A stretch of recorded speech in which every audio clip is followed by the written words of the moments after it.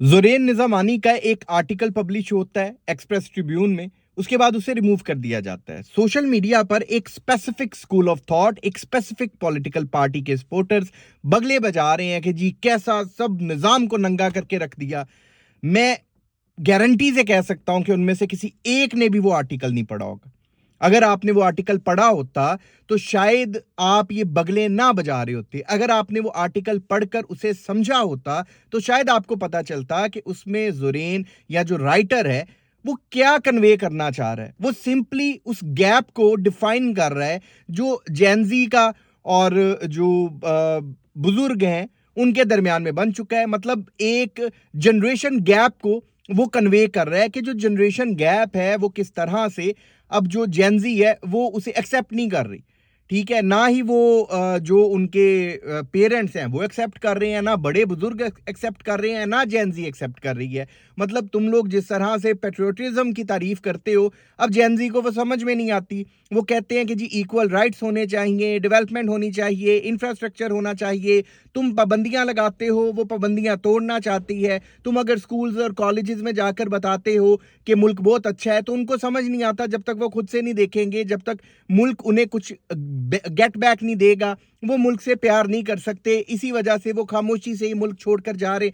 ये सारी बातों को एक्सप्लेन किया गया है। ये एक राइटर की अपनी थॉट थी, उसका अपना एक स्कूल ऑफ थॉट था। उसने उसके ऊपर आर्टिकल लिखकर पब्लिश कर दिया। मुझे तो ये समझ नहीं आता पब्लिश होने के बाद वो रिमूव कहां पर हुआ, और मुझे ये भी नहीं समझ आता कि वो कौन बेवकूफ है जो इसे पाकिस्तान के किसी इदारे के साथ जोड़ने पर तुले हैं। मतलब उसमें मैंने वो पूरा आर्टिकल एक एक लफ्ज पढ़ा है। मुझे कहीं पर नहीं लगा कि वो पाकिस्तान के किसी इदारे के खिलाफ है, वो पाकिस्तान की किसी स्पेसिफिक पॉलिटिकल पार्टी के खिलाफ है। मुझे कहीं पर ऐसा फील नहीं हुआ।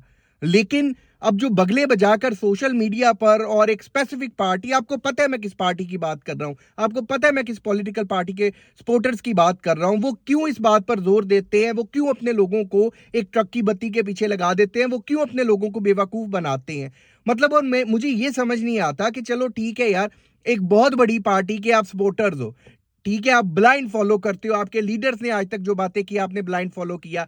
आपके जो जितने भी लोग आपको मिसगाइड करने वाले हैं, जो बाइस्ड जर्नलिस्ट हैं, जो आपको जो कुछ बताते रहे, आप मिसगाइड होते रहे, आप सारा कुछ फॉलो करते रहे, लेकिन क्या किसी एक शख्स की अकल काम नहीं करती? वो आर्टिकल पढ़ना कितना मुश्किल है, उसको समझना कितना मुश्किल है। उसमें तो तुम्हारे पार्टी के लीडर्स को रगड़ा हुआ है। मतलब जहां पर ओवरऑल बात हो रही है वहां पे सबकी बात हो रही है, और वो एक राइटर की थॉट है यार। उसने वो शेयर कर दी, उसने जनरेशन गैप को बेसिकली डिफाइन किया है, एक्सप्लेन किया है कि भाई जो यंग जनरेशन है, जो जेन-ज़ी है, जो अल्फा है, जो आने वाली बीटा है, वो नहीं है पुराने ख्यालात के साथ चल सकती, उनके अपने ख्यालात हैं।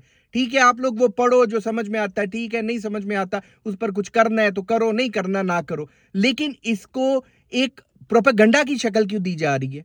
इसको इस तरह की गाइडलाइन क्यों दी जा रही है कि ये शायद पाकिस्तान के किसी इदारों के खिलाफ है, ये शायद पाकिस्तान की पॉलिटिकल पार्टी के खिलाफ है, ये शायद पाकिस्तान के निज़ाम को नंगा कर दिया गया दुनिया के आगे। ऐसा कुछ नहीं है उसमें। उसमें कोई एक लफ्ज़ ऐसा आपको नहीं मिलेगा जिसमें स्पेसिफिकली किसी पार्टी का ज़िक्र किया हो, किसी पार्टी की बात की हो, किसी इदारे की बात की हो। मतलब आपने हर जगह पर, ठीक है भाई, आप अपने लीडर की मोहब्बत में पागल हो चुके हैं। समझ में आता है, हमें समझ में आती है, हर चीज़ समझ में आती है। लेकिन आप में से कोई एक शऊर नहीं रखता, कोई एक इतनी अकल, इतनी सेंस नहीं रखता कि भाई चीज़ों को खुद से थोड़ा सोच समझ कर भी कोई मुवाज़ना कर लिया जाए। मतलब हद होती है यार हर चीज़ की। आप पाकिस्तान में रहते हुए पाकिस्तान के दुश्मन बने बैठे हैं और आपको ये बात समझ में ही नहीं आ रही।